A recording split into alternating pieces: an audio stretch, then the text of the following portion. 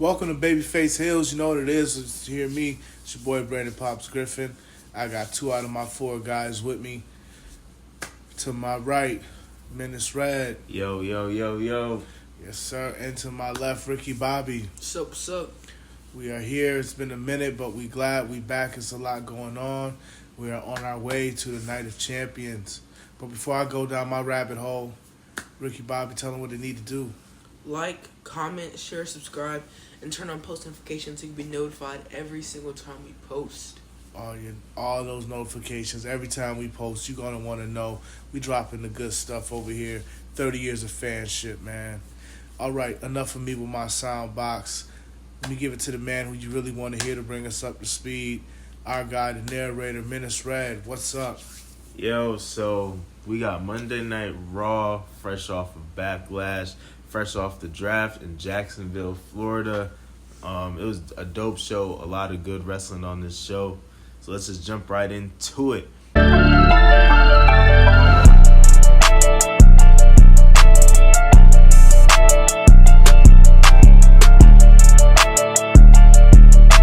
The show opens up with Cody Rhodes fresh off his W against Brock Lesnar at Backlash. He opens up with a promo, great promo. How'd you guys feel about it? Yeah, Cody's the microphone man. I mean, he's been doing the best promos for a minute now since he's pretty much hot back on the scene. So, yeah, that was pretty cool. Yeah, his promos have always been pretty good ever since he came back. And I just, like I said, they always sound so believable. Like, they just sound so believable. So I think it was a pretty good way to open the show. Yeah, I agree. I think Cody's good TV, and he just, even if, like, you're tired of the whole gimmick, at some point in the promo, he's going to grasp you until the end of it. So Absolutely. Yeah, I think that was a good way to start the show. And Cody basically just addressed the crowd, addressed his win over Lesnar, and said he's not going to stop until he becomes the World Heavyweight Champion. And he was in that tournament match later in the night. But the first match of the night, we got Seth Rollins versus Shinsuke Nakamura versus Damian Priest, the first round of the World Heavyweight Championship tournament. How'd you guys feel about that match? Hey, man, you're talking about, getting the best out of the best for this tournament. That was a great match to start it off with. I was like, oh, okay. Very interesting. Seth freaking Rollins doing what he does with the orchestra in the background, pulled it off to move further along to the night. So I thought that was pretty dope, but I was not disappointed in Damian Priest or Shinsuke. They both looked very good in the ring. It was a great match. Yeah, I mean, I'm excited. Like, I like Shinsuke, so I'm happy that he is in this match, just to start with. I was disappointed by the match at all. Everybody looked good in the match, and, the rightful winner won, Seth Rollins, of course. Always root for Seth Rollins. So overall, it's a pretty solid match. Yeah, I remember a few pods back we were saying about Shinsuke that they were giving him like these nothing matches on Raw to see if he still had it. But in this match, he went the distance pretty much. He proved he still had it. They threw him in the fire, bro. Yeah, he looked good. Damian Priest has a ton of momentum right now. I got to change my tune on Damian Priest because he had a great match with Bad Bunny at Backlash, and then to come the next night and hop in that triple threat like that was dope to see. The only thing, if I'm being nitpicky, WWE switch up these finishes and these triple threats. The guy always can't just rush in at the end and hit a couple finishers and pin. That's been happening since WrestleMania at least. But all in all, good match. Seth wins that, advances to the semifinals of the half of the bracket. Next segment we had on Monday Night Raw, Imperium, and I'm sorry I don't know you guys' names yet. I know they're just Gunther's homies. They the henchmen. yeah. Basically what Kevin Owens called them. They interrupt Sami Zayn and Kevin Owens talking about whatever they're talking about backstage, and they fall into a title situation. So, how'd you guys feel about the segment first? In terms of the segment, I thought it was cool. Like I said, when Imperium got drafted to Raw, I was excited, but I didn't think they were gonna be right in the main talk right now, as soon as the next show. But I thought it was pretty cool to see them, and I want to learn their names. I don't know their names, but I want to learn them. Yeah. Because I think they're a pretty cool team, and I thought the segment overall was good. They're not bad at all. Very entertaining. Yeah, no, they were very entertaining. I thought it was pretty cool with the finger in their faces and not going away, and then finally they end up getting a match. So that was pretty cool. I enjoyed it. Yeah, I think Kevin and Sammy said something pretty slick when they were basically telling them like they weren't ready, they didn't have the time, but then Sammy's like, "Well, are we done with the bloodline? Like, what's going on there?" And nobody really knew, so that was pretty cool. So yeah, the Imperium members, they have a match against Sammy and Kevin for the titles later in the night in Raw. So remember that. Next, we had Otis versus Mustafa Ali in just a match. How did you guys feel about that match? He finally got his win. Got him. He finally got Yes, his He got him. Yes. And he didn't look bad. Yeah, he it wasn't look, a he joke. looked bad at all. The move on the top rope to end it looked pretty good. So I'm happy that he was able to get a win and not have it look like a joke. It wasn't like a horrible match. I still don't get the purpose of like the whole like model storyline with Otis, but it's keeping him on TV. It's keeping him relevant. So, hey. Yeah. Yeah, I mean, I don't know. I thought Otis had a chance to win the match, but like you guys, it was good to see Ali finally get a win and not keep being the guy that's got to keep getting his shoulders pinned down. So it was cool. It was entertainment. It was I would say filler, but I was entertained by it too. So. Yeah, all the matches for the most part on Raw were all pretty solid segment. It was a good Raw. Up next we had the second first round match for the World Heavyweight Championship tournament. This triple threat match featured The Miz. I don't know how he found his way in here. Because he's awesome. Versus Finn Balor versus Cody Rhodes. How did you guys feel about this match and everything that happened in it? You go ahead. Yeah, you want to take it? Listen, when I first saw the match, obviously my thought was, yep, Cody's going to win. It's going to be, him and Seth in the finals, and he'll beat Seth and blah, blah, blah. Boy, was I in for a surprise. It was a good match. And then all of a sudden, the Beast came out, and the Beast did not look like himself. I was surprised how bad he looked. Yeah. So, Pretty bad. Cody did a number on him at Backlash, and now he's got the Beast looking for him. And so unfortunately, he ended up losing that match. Finn won. The match was good overall. That's the only part about it that sucked, was that he didn't get to finish the match when he looked like he was in prime position to win it. But man, Brock destroyed him. Yeah, I mean, the match, like, I'm not gonna say the same as Pop said. I didn't think Cody was gonna win at all. I always have hope for Finn Balor. So, so I was like hoping that he could come out with the win, which he did, and it was overall a solid match. I thought that after Backlash, that storyline with Brock Lesnar and Cody would be over, but I mean, I don't know where else it could really go. But we'll talk about that more later on. It's pretty much right now. But I mean, I just don't know where else it could go. I don't really get it. But it was a good one for Finn, and we'll keep talking about Finn later on in the show. Yeah, I think based off how everything's been going for Cody, the man just beat Brock Lesnar. I thought Cody was gonna win this. I thought it was gonna be a good match, but I thought it was an easy win for Cody. Just to give details on it, Cody hits Finn with the crossroads, then the Miz hops in the ring. Cody hits him with the triple crossroads. He goes to pin the Miz. Brock Lesnar comes right as the referee's about to touch the mat for the 3, pulls Cody out of the ring, F5s him on the floor. Finn hits the, what's it called, coup de grace? Yeah. Onto the Miz, pins him 1, 2, 3. Finn wins the match. Brock Lesnar is not done there though. He picks up Cody for another F5. This time through the announce table, clean. The table, the table exploded under Cody. Then Brock cuts this promo. It's a close up on his face. He has a black eye. The stitches in his head are pretty much fresh. Like, you could see the separation in that cut still. The cut looks deep, like, on camera. Brock just looks bad, and he's going crazy. He told Cody, if you want to take credit for this face, I want to fight. So Brock challenges Cody to a match at Night of Champions, not for a championship at all, actually. And Cody accepted. So we got Brock Cody Part 2 at Night of Champions. And this time it looks like Brock is way more serious. Like, he's not playing any games. Next on the show, we had champion Rhea Ripley versus Dana Brooke. Rhea, of course, is with Dominic. How do you guys feel about this match? The champ needed to work up a sweat. We really hadn't been seeing her since she won the chip. She just kind of been coming out with Judgment Day. She was coming off of the win from Backlash with Zelina, which was actually a very interesting and good match. And then Monday Night Raw, she did her thing again. Obviously, she's just steamrolling right now, man. She's humming along like a fine oil machine. Yeah. I honestly forgot Dana Brooke existed. I forgot all about her. I actually thought she got released, but yeah. I mean, she had to. You had to see her after Backlash for sure. In terms of after when Natalya came out and kind of had the little standoff, they didn't really have any physical interaction. I guess maybe foreshadowing her next opponent, rivalry, which I don't think is a good one for Rhea at all.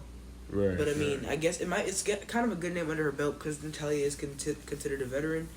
But I don't really think that would be an interesting match. But that's probably what's going to happen. Well, it's like they said at the end too. That Natalya being the gatekeeper, she trains with a lot of females in the back. You know what I'm saying? So it was only right for, I guess, her to come out. I don't really see that like you, Rick Bob. I don't see that going anywhere. Obviously, this. Why else would she come out? There's no reason. Her and Dana Brooke aren't in a team. There's no else reason for her to come out and just stand off with Rhea. Again, it's just the protection. Now remember, Rhea had bombed her twice after pinning her and had her in a submission hold and was not letting go. So I think she just came out there because she didn't attack Rhea either, but she just came out there kind of with the unspoken, just body language, giving her that look look, you're not going to be in here just trashing the girls like that. You beat them in a match, you beat them, but you can't trash them like that. So, yeah, I think maybe it could lead to something where it's like Rhea is running through everybody that they got on the roster. She just beat Zelina Vega. They didn't really build on that story. They just gave her Dana Brooke. And real quick, shout out to Dana Brooke. If you saw her when she first came into WWE, she's unrecognizable as the same person now. Yeah, I did not know that was Dana Brooke until the graphic popped up. Yeah, I really didn't know. But yeah, and then so she beat Zelina Vega, just ran through Dana Brooke pretty much, and of something of note, like Pop said, Rhea Ripley held the submission on Dana Brooke even to the point where till Natalya got in the ring, Rhea wasn't running out of the ring. She wasn't scared of Natalya. She actually laughed at her and walked right by her. Mm-hmm. So I'm pretty sure Rhea could do the same thing she did to Dana Brooke to Natalya. And maybe they're just making a story of after Becky is done with Trish, maybe we get that because who's stronger than Becky on the roster besides Rhea right now in the females? So who knows? I hope it's not. Natalya versus Rhea. That would be. I mean, who else would you go against and not a champs? I don't know who on Raw right now. It's true. Next we had Sami Zayn and Kevin Owens defending their tag team titles versus the members of Imperium. How'd you guys feel about this? Good match. Good to see the champs. They still reigning and defending. Unfortunately, at the expense of my guys. But nonetheless, I thought Sammy and KO are doing a good job representing the champs. And Imperium, man, can't say enough about Imperium other than why do we have to wait another week to see Gunther? We should have had Gunther there, But Imperium, they did good. There was a great match. They had some impressive moves and sequences, and that was really okay, wow. So, yeah, it was very good. Obviously, the champs, they retained, but it was still a good match. Yeah, reigning and defending like some said that they wouldn't. but overall, it's a good match. Like I said, it's good to see Imperium, and they really actually entertain me, so I'm excited to learn more about them. Overall, it was a pretty solid match. The champs look good as always. So, yeah, I'm happy to see people from the draft, especially lesser known names, being integrated into current storylines or matches. Yeah. This is a big match at the end of the day for the titles. So to see those guys in that match was dope, and it was a solid match. They can wrestle, so it was good for them to get the opportunity. And speaking of people from the draft being called up and brought in, next match we got Nikki Cross versus Zoe Stark. If you're not familiar with Zoe Stark, she's from NXT. I think it's cool that she cut like a little promo before her debut match, and as soon as the camera panned to her, the arena started booing. So the audience knows who she is. She gets reaction out of the crowd, which is good, whether that's good or bad. They booed her, so they feel something towards her. How'd you guys feel about the match versus Nikki Cross? Yeah, whether she's getting booed or cheered, they know her like that. So that's good. In terms of the match, it wasn't that bad. I mean, honestly, it wasn't bad at all. I mean, It wasn't that bad. Yeah, and that sounds pretty bad. Her debut match is not bad at all. I mean, you have like I feel like they put her in the match on like Nikki Cross, who's been former champ, tag team champ, like to kind of like help with that. But it wasn't a bad match overall. I'm excited to see because I hope like these people who are coming up don't get like one match against someone who's experienced on the official higher up roster, and then they're like gone for a minute. So I hope that she can stay for a while and kind of like develop more and become like maybe like a filler regular, like with matches and stuff, so you can see her every week. Yeah. Listen, I'm excited that Stark is in the building. I'm very excited about that. I think she's, like you said, get a reaction from the crowd, whether it's good or bad. And those are one of the names. Those are one of the ones I'm talking about. That's there now. That, not saying obviously they can beat the champ, but she can put on a great match with the champ. Those are the type of matches I'm looking forward to, seeing Rhea do her thing and really show her range and her skill set. But it was good to see Stark, great opening debut. And it didn't take her long either. She got in there, handled her business, and I'm here. So just know that. Yeah. And I think Nikki Cross is definitely, like Ricky Bobby said, somebody, if you get called up, Nikki Cross is a vet, so she'll make you look good in the ring if she has to. So absolutely. And I think that's dope. Next, we had a backstage segment with Woods and Tozawa cracking jokes. They interrupted Rhea Ripley. Dominic Mysterio didn't take too kind to that. Tried to check Xavier Woods. Xavier Woods pretty much laughed in his face and called him dumb. How'd you guys feel about that segment and the match it led to with Dominic Mysterio versus Xavier Woods? I would laugh in his face too. Just kidding. But I mean, I never take Dominic seriously, but I know we talked about this a few pods ago, but I think it's cool that Xavier Woods is being on TV weekly without his group that he's with. And people would say that he's like the lesser memorable part of the group, but it's cool that he's on TV and he's honestly carrying his own right now. Bro, this match was mad good. It was really good. This match was really good. Yeah, so I'm getting impressed. Definitely someone to watch out for in the Intercontinental U.S. title scene. But well, before I talk about the match, I'll let Pops talk about backstage. I mean, I thought the interaction was cool. Dom letting don't disrespect his lady. You know what I'm saying? So that was funny. Xavier Woods is good for TV, man. He's really good for TV. So I'm glad that he's getting more opportunity there. The match ended up being really good. Dominic won, man, and I'm impressed with Dominic every time I see him. He's standing up for his girl, and he's getting wins. He wins cheaply. Lie, cheating, and stealing. It's DNA, man. What do you want? Well, Still getting it done. Did you guys see what, is it Rhea's husband, what he said? Whatever she had wore, Dominic's name was on the back of it, and he was like, "Oh, he might be written on your butt, but I'm the one that touches it."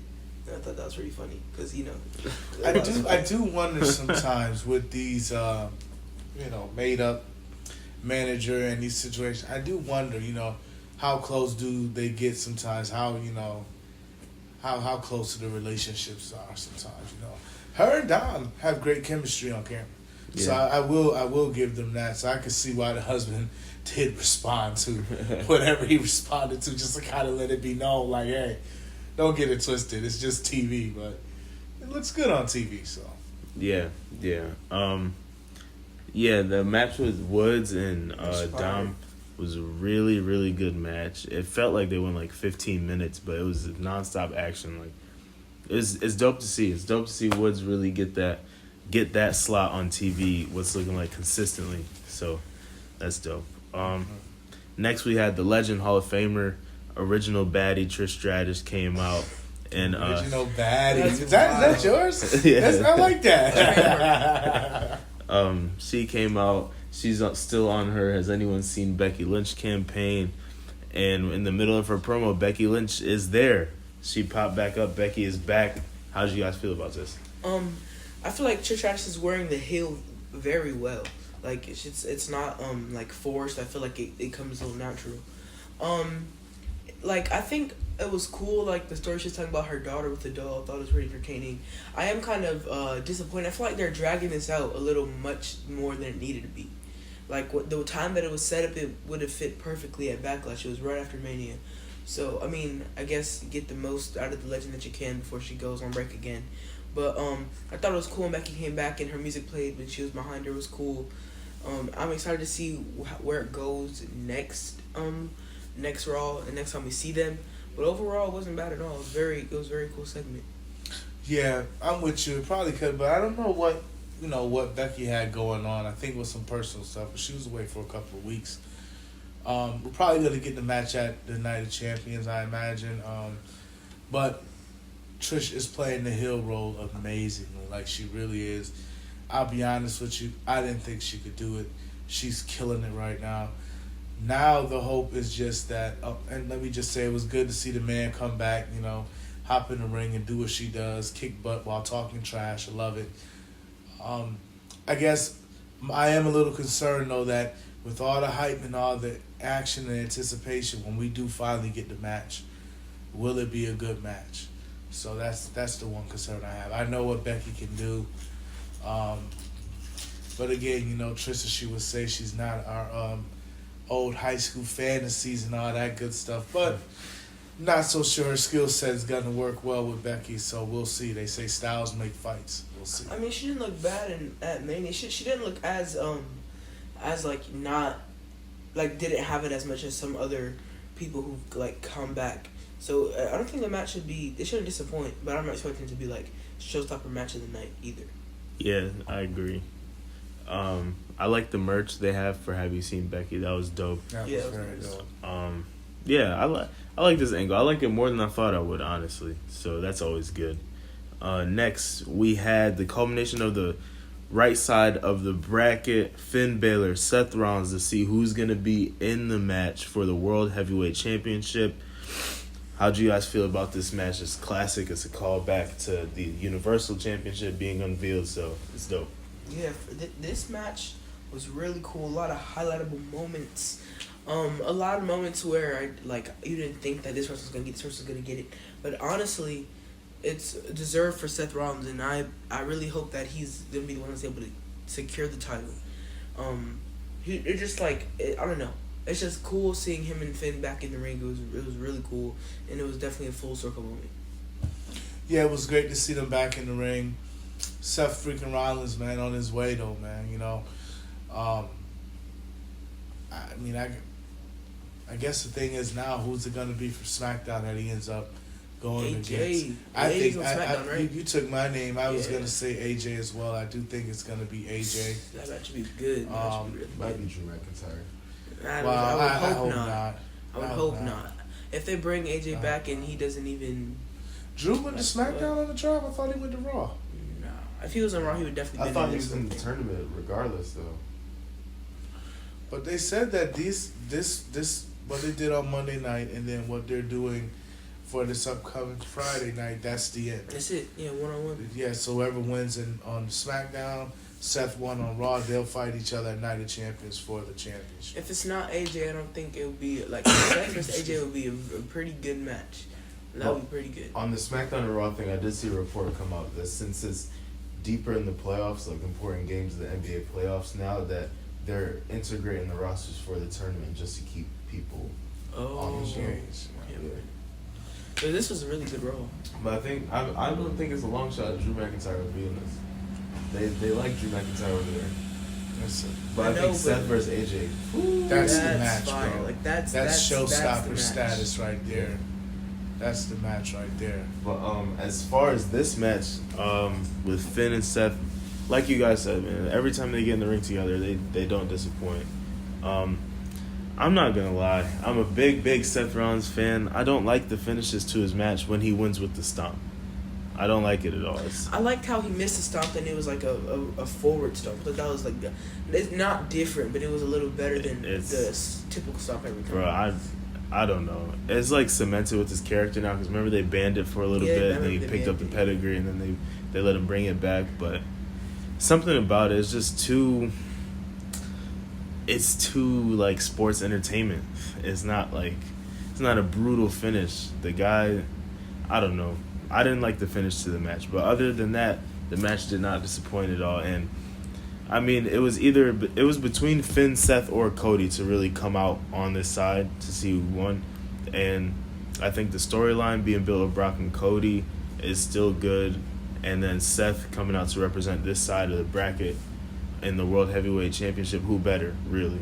For sure. So do you agree with Cody when he calls Brock the gatekeeper? Like, in other words, the Brock is a decoy that's preventing him from really what he wants to go after, which is a championship. And now it was one match. All right, I beat him. I should be able to move forward. And now here it is. I got a rivalry going with this guy when I really should be focused on this. Now I got to focus on this guy. Yeah, I think Cody's right in saying that because if Brock Lesnar beats Cody, then Cody, first of all, his stock drops and he probably doesn't get a rematch with Brock. But since he beat Brock is a guy who can do whatever he wants, so it's not over till Brock says it's over. Pretty much, you can't put him away. Nobody has. And then on top of that, like you said, Cody has other aspirations, but there's no getting rid of Brock Lesnar. So it's like a catch-22. Really, he's still in the main event scene. It's just not for the title. Wow. Yeah, makes sense. Hopefully the rivalry. So far though, it's good. I like it. So far it's been really good between those two. Yeah, I like everything. I like how the story kind of changed when Brock was not taking Cody seriously, and now he's for real. Yeah, he is. So before we wrap up, let's do this new segment that we want to throw up in here because I think it's important. The best part of the night. What was your best part of the night? I'll go first. My best part of the night was seeing the Beast come back and smash the American Nightmare. Yeah. Shout out to the American Nightmare for doing his thing. Obviously, at Backlash, he had his business. But when I saw the way the Beast's face looked, I couldn't believe that Cody did all that damage. I mean, I saw the blood, I saw that, but I didn't realize the next day how it was going to look with the black eye with the cut. But I have not seen Brock that vicious, that mad. Even the first time he attacked Cody, but this looked like he's serious. You just see it in his eyes, like his heart was speaking, man. Like, we gotta fight, like a fight. Yeah, you owe me. I haven't got a feeling like that watching a wrestling segment in so long. Yes, and that felt semi-real, semi-scary a little bit. Like I'm like, what am I watching? It was like eerie a little bit. But yeah, that's definitely my highlight moment of the night as well. Brock Lesnar. Mine's probably the Xavier Woods and Dominic Mysterio match. I liked the match a lot. I thought it was really good. So that's definitely my highlight moment. Low key, I feel like that's gonna be like an underground classic. Like when people look back on that. And it's not even a main. It's not even a pay-per-view show. It's like a weekly show. So I thought that's pretty cool. Yeah, I think it's dope. But yeah, so that's what we got on Monday Night Raw. Definitely gonna hear from us on SmackDown in the conclusion of this tournament to see who faces each other at Night of Champions for a title. Signing off, representing the Griffin Family Entertainment Network, something like that. Babyface Heels gang, y'all be good out there. Peace.